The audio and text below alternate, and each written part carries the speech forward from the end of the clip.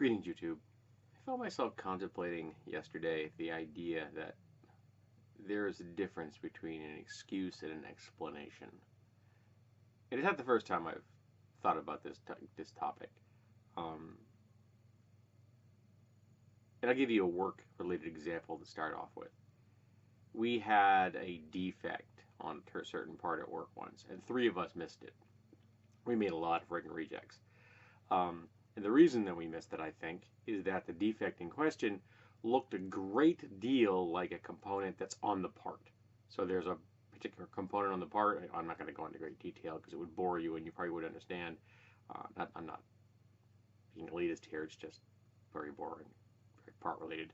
And the defect looked almost identical to that.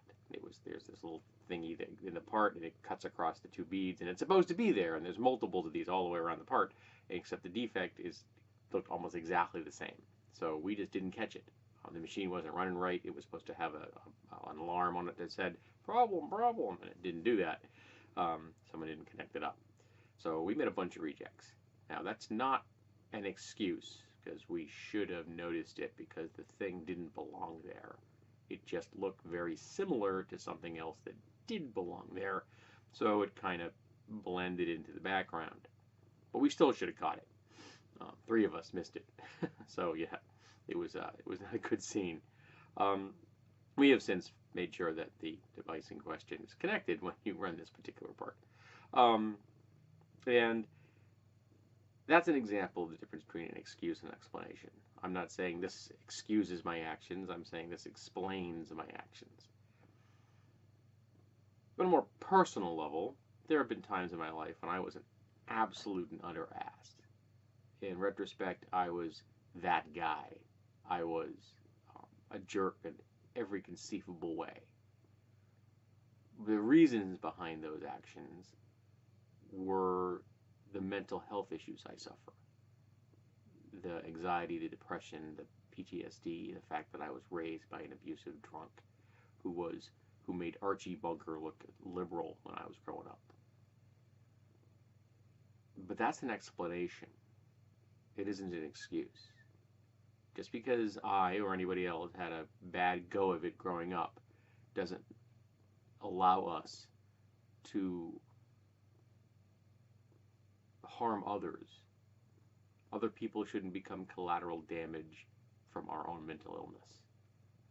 And there have been people in my life who have. There are people in my life who have suffered for it. In fact, in retrospect, there have been points in my life where I'm frankly stunned that I kept any friends whatsoever. And I don't have met what you'd call many of them in the real world. But I do have friends that I have known and have been with me, in some cases since I was whatever fourth grade is. Though I had one who's now estranged at this point, who had been a friend of mine for a very long time until we started our friendship in like first or second grade. So yeah, a long time. He unfortunately kind of fell down a rabbit hole of mental illness, and we've been separated for quite a while. Mental illness is a pernicious and pervasive problem, and if you don't address it, it could eat you alive. At this point in my life, the latest issues I've been dealing with have been anger. I'm having a hard time with that. It's not help with our current political environment. I made the mistake of listening to one of the Orange Shit Gibbons supporters this morning on the way home from work. That was a mistake. Shouldn't have listened to a 78-year-old woman tell me why she doesn't like Muslims. Yeah, that was not a step in the right direction for my mental health.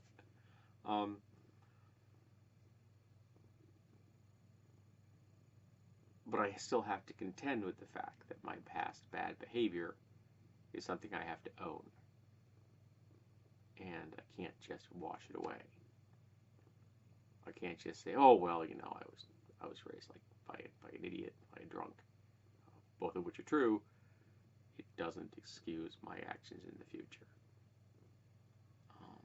So, by that same token, when someone else does things and they try to blame it on their past, yes, I understand the mental framework that you were in. Really, I do. That doesn't excuse your actions now. It really doesn't. Your actions in the present, when those situations that helped create who you are in the past don't exist anymore. The abusive drunk doesn't exist in the real world anymore. My father's still alive. He's 81. He's been sober for a really long time. And he is not the person he was then. He literally doesn't remember being that person. He burned out a lot of synapses in his brain with alcohol. And I don't hold him responsible for a lot of the things he did, but I do hold responsible for quite a few of them. Because he was raised by an abusive drunk, and he had the choice not to do that, and he did it anyway. So there's the excuse and explanation aspect. There's a reason he was who he was. He didn't have to pass it on. That wasn't required. And I didn't have to pass it on. And I didn't. Because I'm not an alcoholic. I'm not a parent. And those two things are related. And that's the reasons I don't drink. It's one of the main reason I'm not a parent. Because I didn't want to become an abuser. I love being around kids for the most part, in small doses, and the nice thing is I can always hand them back.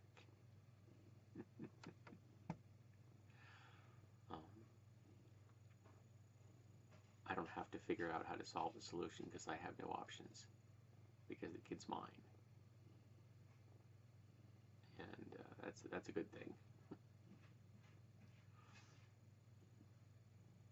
But I still contend with the whole excuse explanation thing. I still contend with my mental illness every day.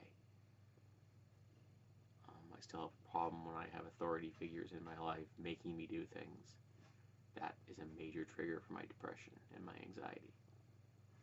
And I'm using that word in the proper context there, folks. Triggered is a decent word because it's very explanatory. Because there are times when it's that bloody quick. Just like the trigger of a gun. And suddenly you're there.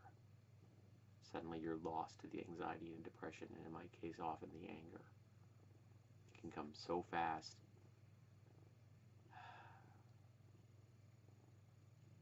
I haven't figured out how to stop that thing from going off. And I work with it, and I contend with it every day. I'm sorry I'm rambling so much. I'm going on 8 minutes now. I apologize.